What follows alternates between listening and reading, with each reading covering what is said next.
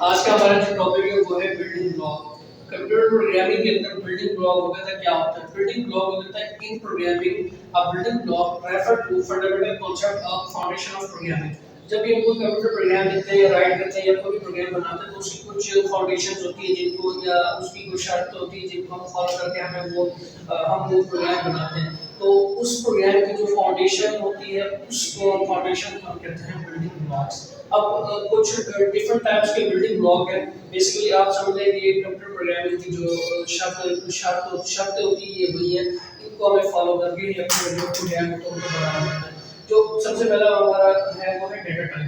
Data type में क्या होता है? डेटा टाइप ये होता है हमें जो हमारे पास डेटा होता है उसकी टाइप देखते हैं कि वो किस टाइप का है, इंटीजर डेटा है या स्ट्रिंग टाइप का डेटा है। मतलब इस टाइप के हम सबसे पहले देखते हैं हमारे पास डेटा कौन सा अवेलेबल है। उसके बाद अगली हमारी है वेरिएबल। अब वेरिएबल क्या होता है? अब हम जब उस डाटा को एंटर कर लेते हैं, कीवर्ड प्रोग्राम को एंटर कर लेते हैं तो वो किसी एक जगह पे जाकर सेव होता है। तो उस जो सेव होने के प्रोसेस को हम कहते हैं वो होता है वेरिएबल, उसको हम वेरिएबल कहते हैं। उसके बाद तीसरा जो है वो ऑपरेशन। कंप्यूटर प्रोग्राम के अंदर हम डिफरेंट टाइप के ऑपरेशन जो है वो हम ऑपरेशन जो है वो करते हैं। फॉर एग्जांपल जैसे मैथमेटिकल ऑपरेशन हो गया या लॉजिकल ऑपरेशन हो गया, तो इस ऑपरेशन को जो प्रोवाइड करते हैं उस हम बिल्डिंग ब्लॉक ऑपरेशंस के नाम से कहते हैं। उसके बाद अगला होता है कंट्रोल फ्लो। अब यहाँ तक हमारा कंप्यूटर प्रोग्राम मतलब कंप्लीट होता है। हम डेटा टाइप भी अपनी देख लेते हैं, उसके बाद अपने वेरिएबल भी करा लेते हैं, उसको सेव करा लेते हैं, ऑपरेशन भी परफॉर्म कर लेते हैं। तो कंट्रोल फ्लो में अगला जो है वो है कंट्रोल फ्लो। उसमें क्या होता है? उसमें जब हम प्रोग्राम को कर लेते हैं तो उसमें हम अपने प्रोग्राम को एग्जीक्यूट करते हैं, यानी कि रन करते हैं, उसको चला के देखते हैं कि एरर्स वगैरह कोई इस तरह का कोई प्रॉब्लम ना हो।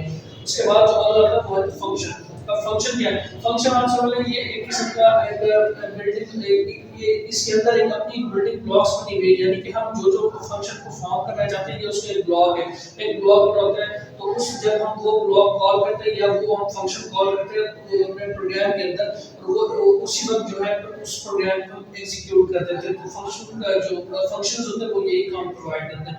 उसके बाद एंड में होता है डाटा स्ट्रक्चर।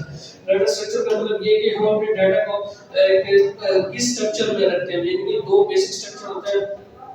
एक दो तरह के डाटा स्ट्रक्चर, फॉर एग्जांपल एक होता है स्ट्रक्चर्ड डाटा और एक होता है अनस्ट्रक्चर्ड डाटा। स्ट्रक्चर्ड डाटा ये होता है कि एक तरतीब में हमारे पास डाटा अवेलेबल हो, जैसे पूरा एक तरतीब में लिखा हुआ है, हमें पता है शुरू यहाँ से हो रहा है एंड यहाँ पे हो रहा है।